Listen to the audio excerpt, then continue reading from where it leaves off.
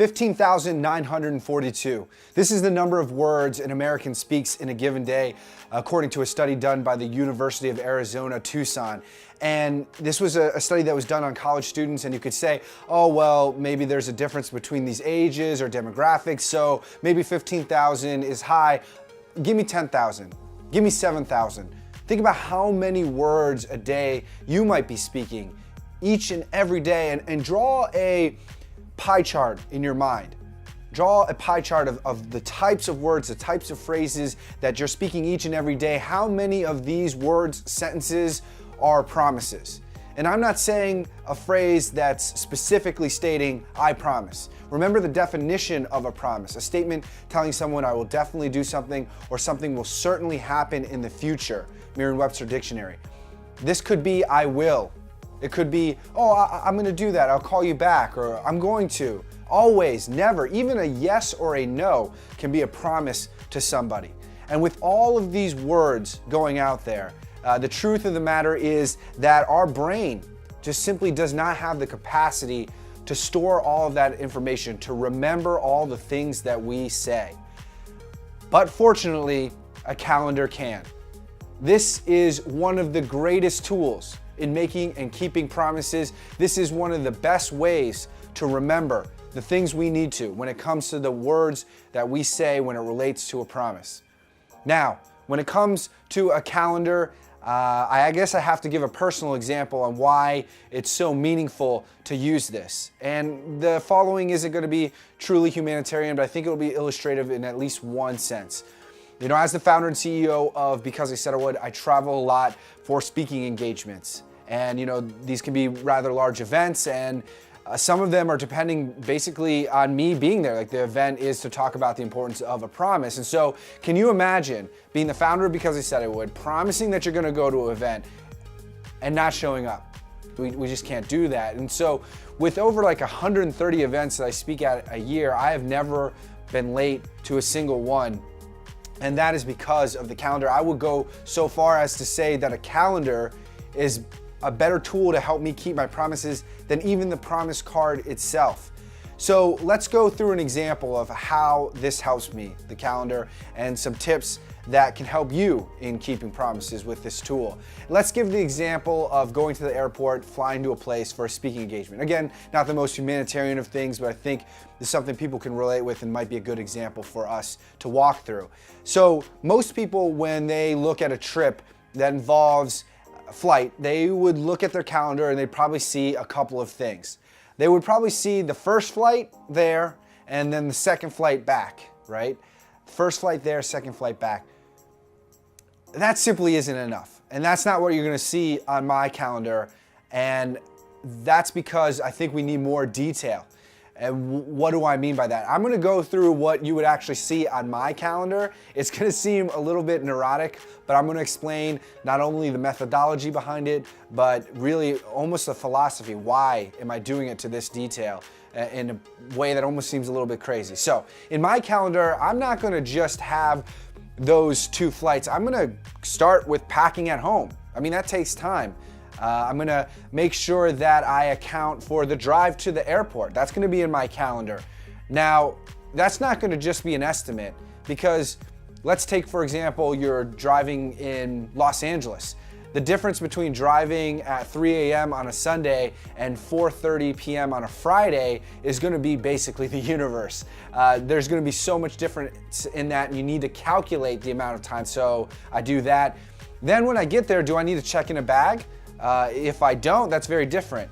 And I gotta go through security, and I have one of those TSA pre-check thingies so I can get through quickly, but some airports don't have TSA pre-check and won't allow me to go through more quickly. So the difference between me having a bag or being able to go quickly through that TSA pre-check is, again, another one of those variances that I have to account for and put into my calendar. From there, then we get on the flight. I don't put the time that it takes off, I have to put the time that it boards, because 20 minutes prior to the flight, the doors close and that will be too late. So it's more important to actually know the boarding window than the actual flight time in one respect. So then, you fly there and you arrive. Well, you might have to go get your bags. Well, that could take 20 minutes, could take 30 minutes, 15 if you're maybe lucky. then you got to drive again, calculate for that travel time. The next step has got to be looking for parking. And that sounds a little strange, but let's say you're going to the Denver Convention Center. The Denver Convention Center has like 60 some doors. Go to any metropolitan statistical area, any downtown, look for a parking spot on a busy day. And it will probably take 5 minutes if you're lucky. It could take 20 minutes to find that spot. And then when you actually go to the venue, depending on how big it is, or if it's a college campus and there's all these buildings, it can get confusing. It may take you 10 or 15 minutes just to find the right place in the building, let alone the parking spot. So this may seem neurotic, all these pieces and steps being scheduled one by one, but what does this allow you to do? Why is it so important, as a pro tip, to calendar each and every step of the way in a promise in this example, and in all examples, I think, rather than just one big block? Well, the first thing is the elimination of our dependency on memory. It's just true that human memory is fallible. We forget things, we're human, and that's okay. But thankfully we have a tool like calendars, whether that's digital or a physical calendar that you write in like a journal. It's important that we not rely on our memory, because that can fail. And the importance of our promise is more important than us trusting our memory. So it eliminates the dependency on memory. It also identifies a point of no return. A point of no return, what does that mean? Well, a lot of people think a promise is broken like right at the time that it was committed to. So for example, I'll be on stage at 1 p.m. and at 1:01 the promise is broken. Some people think of commitment this way, but really, if you look at all those steps and pieces, I can tell you a long time before, even while I'm packing, or if the taxi is late, or if security is taking too long, I can identify a point of no return much quicker, and then change the plan, adjust it, because I can see each and every step and know what has to happen after and before, and this helps me identify a point of no return, which allows me to create plan Bs, which, I mean, life doesn't always go the way we want it to, so a plan B can be very helpful, and you're not gonna be able to create a plan B until you actually know when it is you need to create a plan B. Thus, identifying a point of no return is incredibly valuable and something that calendaring can help with. This calendaring process of each step also helps us force a true time calculation.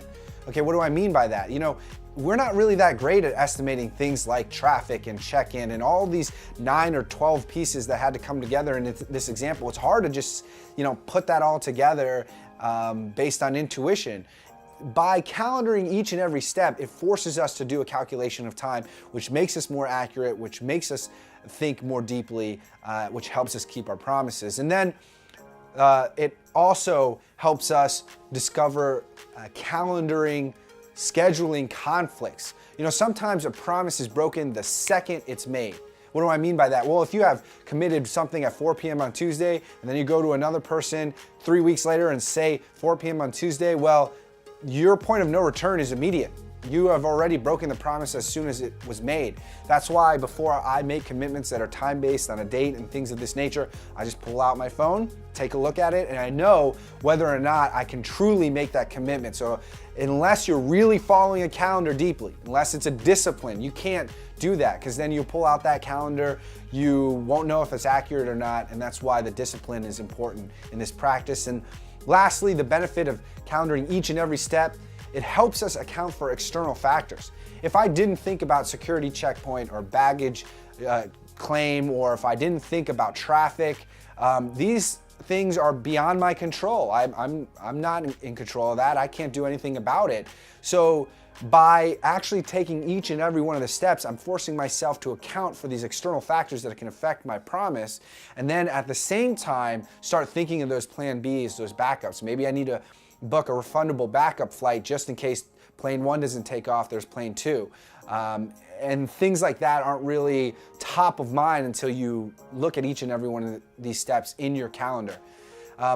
Ultimately, when we look at changing ourselves in any way, it would be great to say, well, you should just do this because it's the right thing to do or helps you with your promises. But the truth is, we need bigger incentives than that, because we're human beings, and to change, we need good reasons. We need this whole what's in it for me? How is this going to benefit my life? I know that's a selfish approach, but that's just the way people are, and that's okay to a certain degree. Thankfully, there are benefits to you. Yes, it is tedious to schedule like this, but what are the benefits? One, reducing your stress. Reducing your stress is a huge benefit of calendaring. Why? Think about your day and how many thoughts just loop in your mind. Oh, I need to call this person back, or how long is that going to take, or am I going to have enough time to, and what about all of those things don't really loop in my mind as much because I have scheduled each and every step out.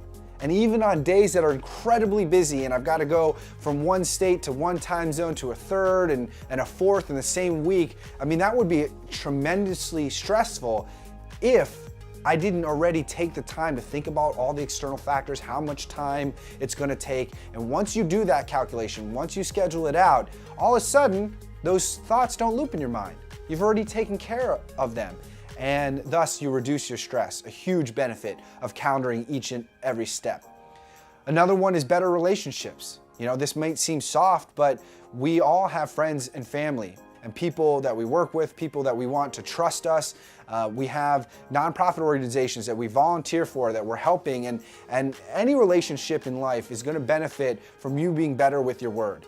But it isn't so simple as just saying, I'm going to be a person of my word. You have to take steps, you have to take actions, and that's what calendaring can do. When you have that type of trust with other people in your life can truly change, I believe. Then accomplishing goals. This is again something that seems soft, but we have to live with an intention. And if we have these goals in life to better ourselves, our families, a community, or a cause, we cannot pretend that it's just going to happen on its own. It's going to take concerned and specific actions. And a lot of times people look at promises as these epic movie-like moments, and it's so almost romantic and big, right? Cinematic. But the truth is, to be a person of your word, it's going to take some tedious action. To accomplish the goals that you want to fulfill the commitments that you have, it's going to take some boring work. And yeah, calendaring can be like that. But you got to do it in order, I believe, to be at the top of your game when it comes to promises. A lot of people won't go through the pain of calendaring like this, but a lot of people also don't go through the pain of keeping their promises. And I believe there is a correlation there. At the end of the day, I really want to challenge you. I want to bring you to a call to action. I'm going to make an ask to you. I'm challenging you to calendar every minute of the next 3 days. 3 days, calendar every minute. What do I mean by that? Calendar how much you sleep. Calendar your free time. If you got a gap, that's okay. Just put it in there. Just mark it as free time. It's actually kind of nice to know that you don't have to stress out in that gap. You've got nothing to do. Everything else is taken care of. So calendar your sleep, eat, all of those pieces. Breakfast and dinner and even showering. I know it sounds crazy, but this practice will help you understand how much time you truly have, and will also allow you the opportunity to say no to some people. And sometimes we got to put up that wall and say, look, I understand my calendar for that day and how much time I have, and I just can't commit, and I'm sorry. Sometimes that's hard to do unless we've done this equation of scheduling. So that's my challenge to you. Calendar every second of 3 days. Start with this weekend. If you accept this challenge, if you start this practice of calendaring, let us know how it goes. We'd love your feedback on not only how it has affected your life, the promises perhaps that you have made and kept with this practice, and maybe tips and tricks that you have. While we certainly are connected with people who are great with their promises and try to build these best practices, we want to hear from you. Thank you for believing in the importance of a promise, for working towards the betterment of humanity. We hope to see you next time. Peace.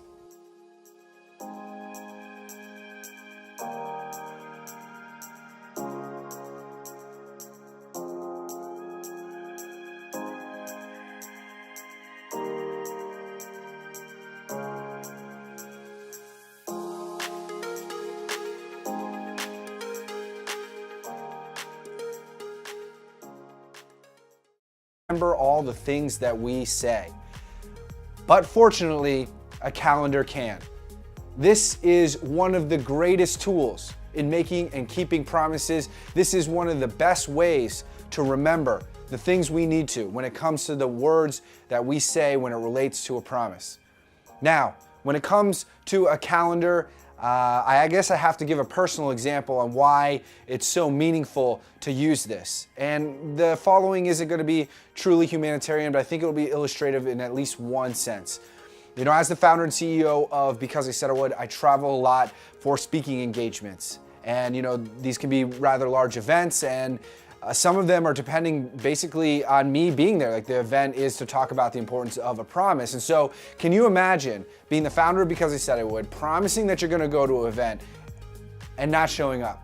We just can't do that. And so, with over like 130 events that I speak at a year, definition of a promise, a statement telling someone I will definitely do something or something will certainly happen in the future, Merriam-Webster Dictionary.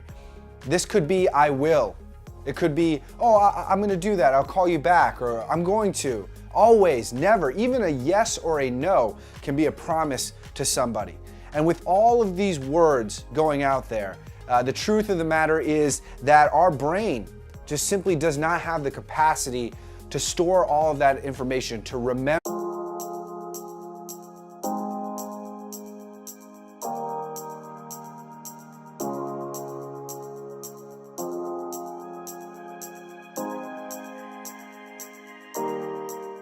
15,942. This is the number of words an American speaks in a given day, according to a study done by the University of Arizona, Tucson.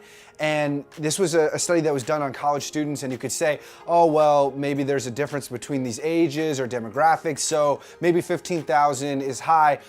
Give me 10,000. Give me 7,000. Think about how many words a day you might be speaking each and every day, and draw a pie chart in your mind. Draw a pie chart of the types of words, the types of phrases that you're speaking each and every day. How many of these words, sentences are promises? And I'm not saying a phrase that's specifically stating, I promise. Remember the definition.